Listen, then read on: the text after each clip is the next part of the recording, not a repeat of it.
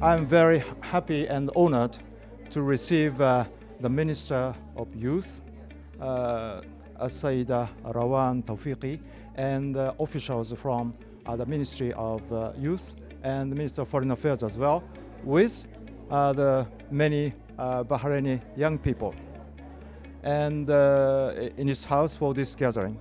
And this gathering is to bless the Bahraini young people who are going to Japan very soon to participate in a Japanese youth exchange program, which is named Ship for World Youth, and also a student who is going to study in Japan, one of the Japanese universities, on a Japanese scholarship.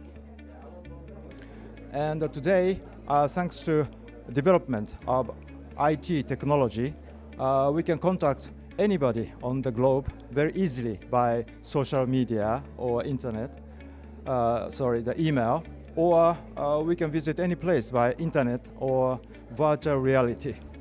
But at the same time, I believe that we got to know, we got to be aware the importance of actual visit or direct contact and the face-to-face meeting.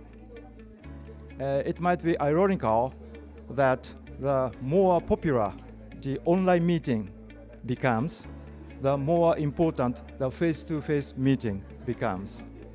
And today, all what I hope is that those Bahrain young people who are going to Japan enjoy this program and gain various experiences, and to make use of those experiences for their future and the future of bilateral relationship between our two peoples, Japanese and Bahrain people.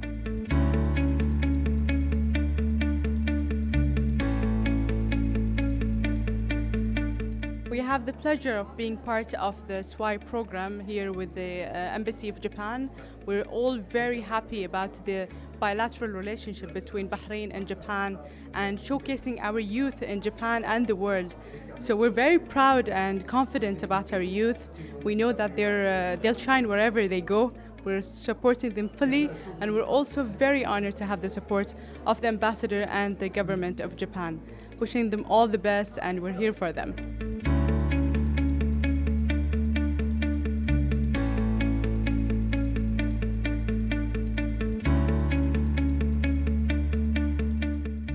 SWI was a program that started in 1988. It is a Japanese government program that they decided that the students, or let's say the Japanese youth, wants to have an exposure with the other kinds of youth from the world. So what Japan did is they contacted several countries, maximum 10 countries all over the world, and they used to take them in this leadership development program, which is also a cultural exchange program. They have the delegates or the participants work on ground in Japan before they leave on a ship, and then the program, or the second part of the program, starts when they go ahead on the ship itself. So the program used to take 3 months at that time. They used to travel from Japan to the countries that participate, drop each participating country from that program until the last country, and then go back again to Japan. But طبعا, with the years and with all the times that changes, the program kind of variants and changes. So now it was decompressed up to 45 days. There was also a testing period where they wanted to make the program only 3 weeks, but then they recognized or realized that 3 weeks is not enough to build that kind of understanding between the youth and understanding between the cultures. So since 1988, Bahrain participated almost 15 times. We started from the 10th batch of the program, so which was year 10, which was 1998. And now we're in 2023, and Bahrain is the second country after Japan to participate in the program, which means we're being favorited by Japan, because Bahrain has a good representation of itself. The youth are very strong, are very active, and they're proactive when it comes to solving problems and dealing with issues, especially global issues.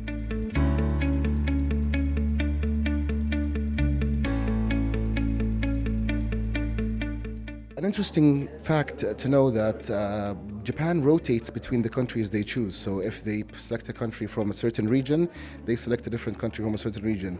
While Bahrain had 10 consecutive years of being chosen from the own region itself, making it the only country from the Arab region to be chosen throughout the years. Actually, the only country in the program to be chosen throughout the whole years. So basically, this year they're testing a new hybrid theme of the program because of after the pandemic, Japan has a couple of restrictions. They decided to create 3 sessions online between all the participants in the world for them to get to know each other before the program starts on board, and then they all move to Japan, inshallah, in February, which I believe is in 5 days. I think they all meet together in Japan. The program starts. They take them to their prefectures. Every person goes to their homestay or their shisma for a couple of days, and then they come back. So I hope that this program becomes a success. And inshallah, with the next year, we go back to the previous old program with the 45 days full-on experience.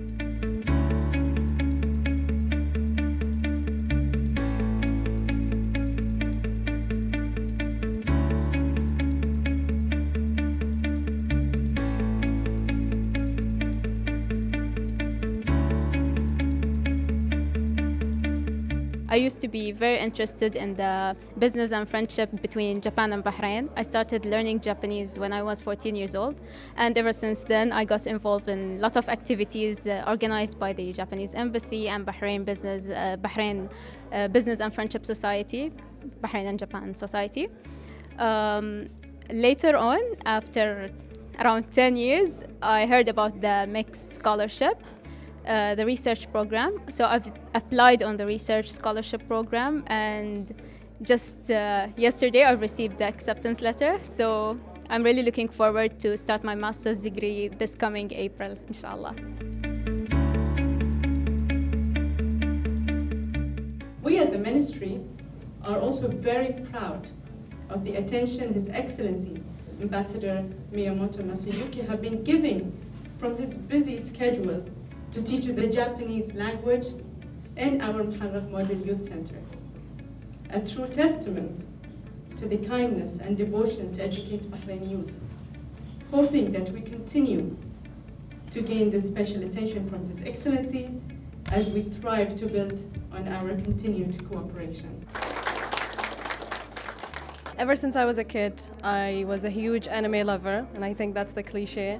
I loved watching anime, so somewhere in between I started learning more about Japan, Japanese culture. I learned the language a little, but I let go because it was very difficult for me. And visiting Japan was on my bucket list since as long as I can remember. So for me to be part of the Ship for World Youth program representing Bahrain is an honor.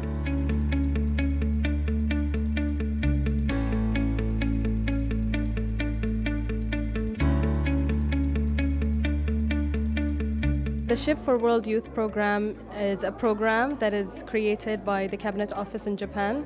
They invite different countries, and we are fortunate enough to be invited again, the country of Bahrain.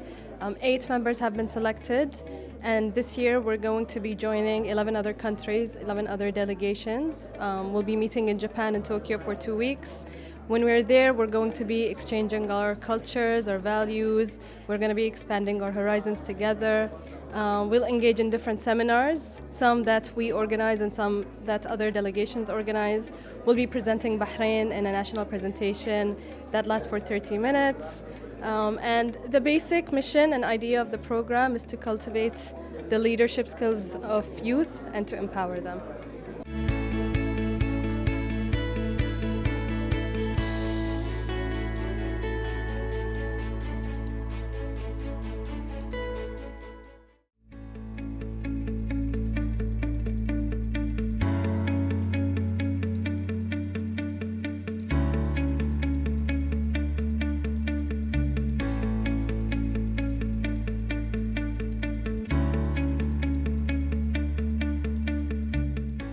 I visited in that capacity 2 years ago, and I was very impressed with the work here at the center. So when Sheikh Mai invited me as a speaker, I readily accepted. So I come to speak on the issue of women's leadership and how it has evolved, in particular in my country, South Korea. I'm currently Professor Emeritus, Honorary Professor Emeritus at Ewha Women's University in Korea, which is the largest women's university in the world.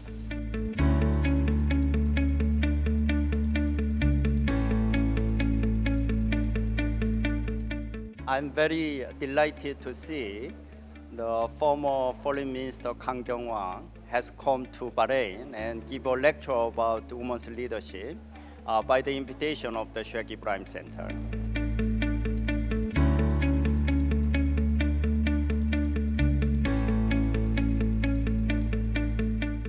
I will speak about women in leadership and specifically how that has evolved in my own country. But I think women all over the world share this issue and share this desire to play a bigger role for our societies, for our countries, for the world. And I will describe how that has evolved in my own country and also how the women need to evolve into more leadership position, but also with the help of men leaders who see the benefits of gender equality and of sharing decision-making powers and responsibilities with women.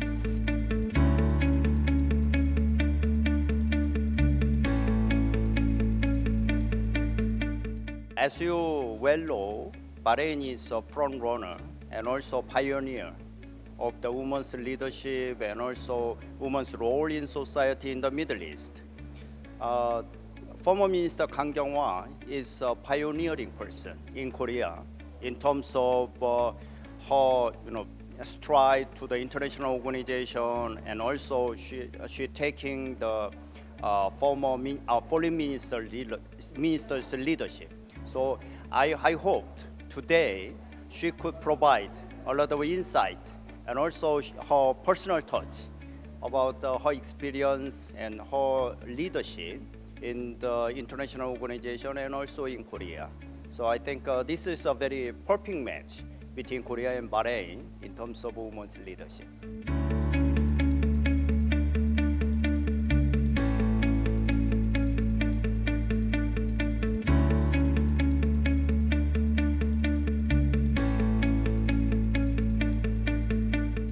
Very honored and excited with this opportunity to speak to the audience here at the Sheikh Ibrahim Center. It's a very, very unique establishment, reflecting the vision and the leadership of Sheikh Mai. I am even more impressed. I was impressed with her 2 years ago. I am even more impressed taking a closer look at all the diverse activities that the center is doing, her vision for how she wants to grow this center into the future. So all the more thankful for this opportunity to speak to the audience who gather here at the center.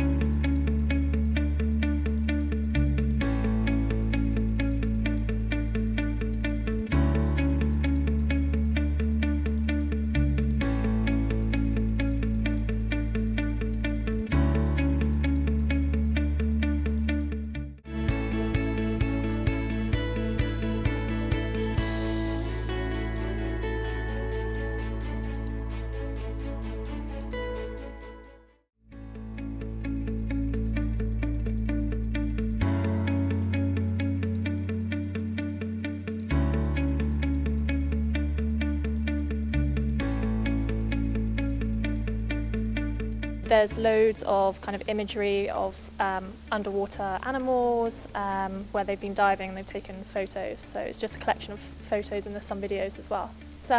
It's quite interesting. Obviously, some of them are waters that are quite far away, but I guess it's all kind of one ocean really. And yeah, it's very interesting to see all the different wildlife there is underwater because you can't normally see it.